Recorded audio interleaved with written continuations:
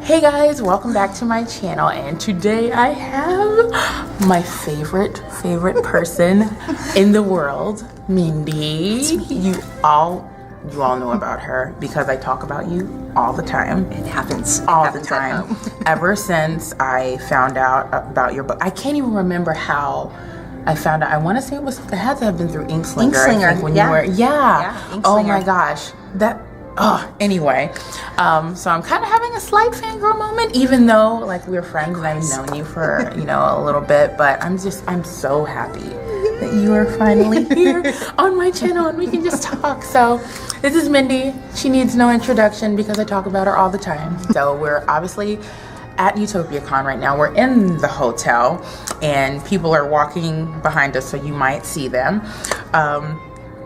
This is day, maybe, was it day 3 or 4? 4? Something like three that? and a half. 3.5. 3.5, yes. So we're still in the midst of it, but how many years have you been coming here? This will be my 4th year. Yeah, 4th year. God, I wanted to come the first year, but I was so incredibly shy. And then I saw Myra McIntyre's keynote speech. Janet put it online, and oh my gosh, I was moved to tears. I knew I had to be here. Right. So cool. This is my 2nd year. Ethan, you guys know Ethan, came 3 years ago for the first time, and he came for Chelsea Fine. Nice. And then he loves her. Yeah. And so he came back and he had such a great time. He came back and told me about it, and I said, I have to go. And then that was right around the time that I had just got finished reading your book, and I saw that you were going to be there, and I was like, oh, I have to go. Nashville is super far from me, but I have to go. Yeah. And so I am proud to say that you were probably the main reason why I decided to come last year. Take that. I was looking forward to it. So obviously there are tons of highlights of the Utopian experience, but have there been any that you experienced this year? It's hard to put it to just like one event because Utopia is such an experience. It's like a collective high. And you think, the first day can be great, and then the second day you're like, you can't be topped, and then it gets even better. So for me, it's the collectiveness, and it's also, getting to meet people next to each other and connecting with new fans and finding old fans, and then getting those two together, and then being able to fangirl yourself. Definitely. I've been saying this, they're gonna get tired of hearing me saying it, but my favorite part about this place and this community is that you never feel like you aren't enough, regardless of where you are on your journey, whether you want to become a writer, whether you don't want to become a writer, whether you're a blogger or whatever it is, you never feel like what you do isn't valued. And I think that's part of the reason that I keep, coming back. It's not to mention it's like coming home to family, No, you're exactly right. And it's no matter what you're doing, but no matter where you are on that journey too. So if you're just starting out, you're celebrated just as much as if you've hit a list or something. And those list people reach back and they love on you just as much as the mid list. It's just, it is very much a big old pajama party. Perfect. That's a perfect way to describe it. So I would love to talk about the series that just made me just love you. Now it's called the Game of Hearts. Of Hearts series. Yes. And the first book is Enchanted Heart. Yes. And I read it and fell in love with it. It's the best. The second book though, guys. It just took it to a whole new level. And I told you this before, I just literally jaw dropped, and I was reading the end of it, and I just why would you do that to me? Because it's fun. So for those of you that don't know about the series, definitely share about what the series is. The Game of Hearts is about a deck of cards that rule Las Vegas, and they're overseen by Greek gods. And Midas is the gaming commissioner, and he's been cursed to oversee the cards and make sure that everybody's safe. And he has hidden agendas that we don't know about. And our main character, Cassandra, she is the hidden daughter of the Queen of Hearts, and when she comes back, she upsets all sorts of issues. And so the series is unraveling unraveling those issues, as well as Cassandra trying to figure out who she is and where she is in life, and find her inner power, and be strong enough to use that inner power to do what she needs to do. It's the most unique thing, and I think that's probably what drew me to it when I had decided to review it through Inkslinger, is that it's something I had never heard of before. Like, how did you even come up with the concept for this? Well, I live in Los Angeles, which means I live in my car, and I have 3 boys, so I literally live in my car, dropping off to wrestling practice and things like that. And so I was sitting on the 605 freeway, and Lady Gaga's Poker Face came on right after Katy Perry's Waking Up in Las Vegas. And I went, wow, what if you woke up in Las Vegas and everything that we thought was normal wasn't normal? What if the deck of cards, because there's faces on the deck of cards, and that's the poker face part of it. What if the deck of cards were actually families that ruled Las Vegas? Because you always hear about this underbelly that's in the gambling world. Like, what if those 4 people were there? And these 4 families ruled Las Vegas and all of the casinos around the world. And I was thinking, guys, something even bigger has to be introduced.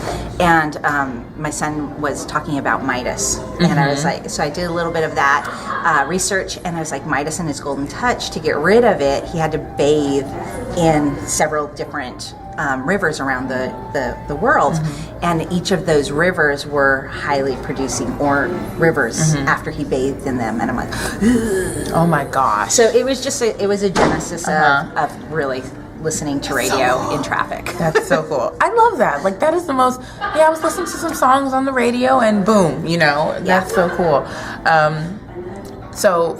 And usually, like I said, because I read the synopsis of it, and I was like, oh my gosh, this is not something I've ever read before. But I typically don't gravitate towards a lot of fantastical things like that, simply because I find it hard for me to grasp. Yeah. So I'm always, contemporary romance, please, which is great. Yeah. And I feel a lot with that. But I find that it was just a great surprise for me, because it's not typically something that I would ever read. Yeah. So who would you say, knowing that, who would you say that this book, what type of person would this book be for, in your opinion? I really, really love realistic things that could possibly happen. So like looking at a world, at your everyday life, and thinking about a sliver of something that could just be, off kilter a little bit. So if you've ever, looked at, basically anybody who can lose themselves. If you can go to a movie and think, oh my gosh, I want to run into, Indiana Jones, then you can do that. Or even if you're, even if you believe that Luke Skywalker existed, you can do that with these books. There's so much reality, but there's that prism of fantasy. And it's rooted in actual places, so you could actually go to the Springs, and you could actually go to Fremont Street, and the circles that we talk about on Fremont Street. When you slide over on the zip line, you can see those circles in the conch shell. So it's just that moment of, I wonder, is could this really have happened? Is there something that I'm not being told? Right. So if you like knowing about secrets, secret societies and things like that, or, conspiracy theorists, really, it kind of encompasses all of that. That's a really great explanation. It's funny because I had this conversation when I was in Chicago. My friend Mike, he's a high fantasy person. I am not. And so we were talking about that, and he helped me understand why I'm not a high fantasy person. He said, because for you, it's hard for you to relate to it, because it's such a fantastical world. Like, everything is made up, the world, the characters, everything. And I started listing different books that I do read. He said those are what are called urban fantasies, where they're set in real places. And so you can actually go to those places and experience those places. I said, it's a melding of fiction and fact, and my husband calls it faction. You're right, faction. But you can. I loved, and that's why I will admit I love Twilight. But it was because there was a Forks, and there was a high school, and you could go there, and you could be in on the secret of that place. And from Los Angeles, so I do like suburban life, and I do like inner city life. So, and I feel like Las Vegas was never. There's so much fantastical things that happen there, and just even the history of it, of how it became. There were two sides of one street. One side wanted a more, gambling oriented side, and the other side wanted the more fantastical experience of Las Vegas. I was like, how do those two people meet? And what if there were what if they were the clubs and the diamonds, and they were the the hearts and the spades, and they were fighting? So it just it kind of cool. It goes. That's so cool. That is so cool. Yeah. Okay, I love it. So fun fact time. I word this wrong every single time, so I'm going to read from my notes. What would people be surprised to know about you? What's one thing people would be surprised to know? I'm going to give you two. Okay, I'll take two. I'm going to do two. Number one, I'm incredibly introverted. I like painfully introverted. There is a switch that has to come on that was like, okay, go on, Mom. So painfully introverted. But number two, and this is the really fun fact, I have been terrified of the dark forever. Really? Terrified of the dark. Really? Yeah. I will sit in the dark for hours. Yeah. It's the weirdest thing. Yeah. You're like, I will never. I swear there are tendrils in the darkness that I can feel. There is something even here. I'm rooming with Misty Provencher, and so she turns all the lights off, and I usually go to sleep with the TV on. But she's like, no, we gotta go sleep with the lights off. And so there's this little night light, the letter, the illumination from the alarm clock, and I'm focusing on that as I'm walking into bed. Gosh. I'm going in. Last night I had forgotten to move my backpack, so I rolled over and I'm like, oh no! Like there's a man in my bed, and not the good kind. And he's not my husband. So terribly afraid of the dark. Oh no! Oh no! That's so funny, but not at the same time. No, it is actually. Because it's not real. It's not real. Right. But especially like writing dark. I was about to say, you're a writer. Dark scenes, Oh gosh, yeah, that's so we funny. do not write. We do not write scary scenes at night. No, those are. Oh no, I would understand that. I totally understand. Yeah, that. and where my office is that it's in the front of the house, and it's got two big bay windows, and so I can see the cars driving by because the bus stops in front of my house, the kids' bus, and my husband came home late one night, and I was writing a scene, and he walks by the front of the house, and woke everybody up. I'm like, don't do that. You're supposed to come in the back. Why are you coming in the front? Oh no. Mindy. That's so funny. So moving on to a lighter. Please. So since we're in Nashville, I've been asking everybody that I've interviewed, what is one hot spot or favorite spot of yours that you like to go to when you're here? Printer's Alley. Okay. And Printer's what is Alley. that? Printer's Alley is a street of God. This is so awful. It's a street of saloons. There's saloons everywhere, but there's a big sign that's over that like welcomes you. And it says Printer's Alley, and it's Printer's Alley. It's totally literary. That's super cool. I'm like, yes, and you can bar hop from. Ooh, yeah. Yeah. So. You said the magic words. You said bar hop. Yeah. Yeah, and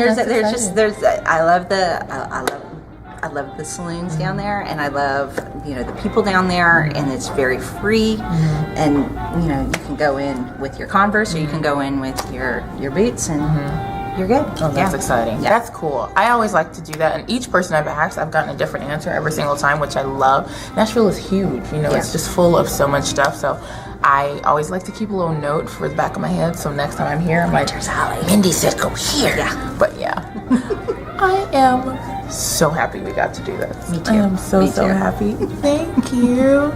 Fun fact about both of us, though, we went to rival schools. We did. So it's like, technically I shouldn't like you.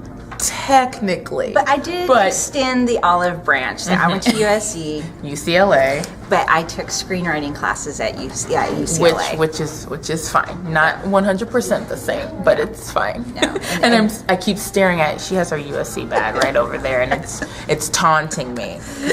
Crimson and gold. It's fine. It's fine. It's fine.